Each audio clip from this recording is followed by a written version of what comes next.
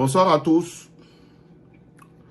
Je me nomme Serge Teki, délégué chargé de la communication du PDCI RDA, New York, New Jersey, Connecticut, Massachusetts. Je viens ce soir pour porter un message à toute la communauté ivoirienne vivant en Europe, aux États-Unis, au Canada et aussi à tous ceux qui sont ivoiriens dans le monde entier. Je porte le message du PDCI RDA des États-Unis ce soir.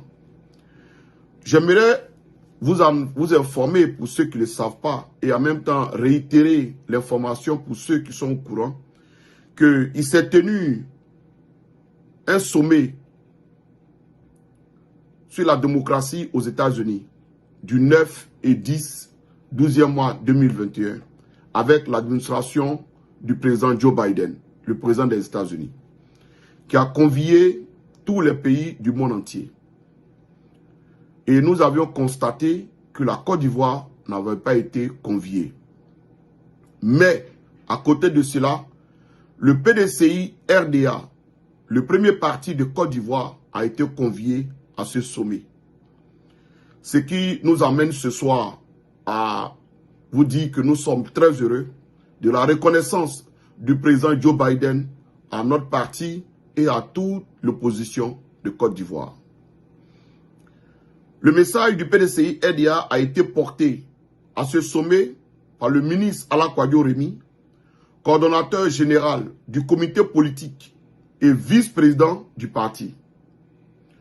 Dans son message, il a dépeint le manque de la démocratie en Côte d'Ivoire et a insisté sur le fait que la dernière élection présidentielle d'octobre 2020 en Côte d'Ivoire n'a été ni libre, ni juste, ni transparente, ni inclusive, ni fiable, donc au total pas du tout démocratique.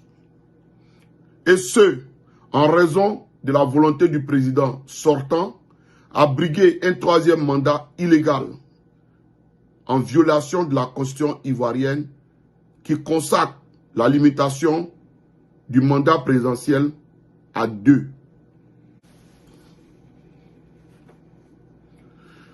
Soulignant ainsi ces manquements graves aux règles élémentaires de la démocratie et des droits humains, le ministre Alakwadio Remi ressort ainsi le contenu des luttes que nous avons menées ici aux États-Unis à travers les marches, les courriers et les rencontres avec les congressmen et sénateurs américains.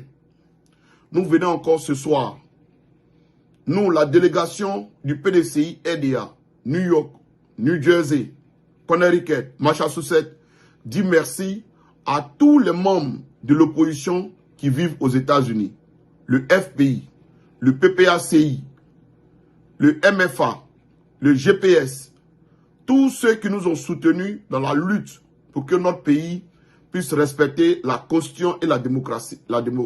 Démocratie.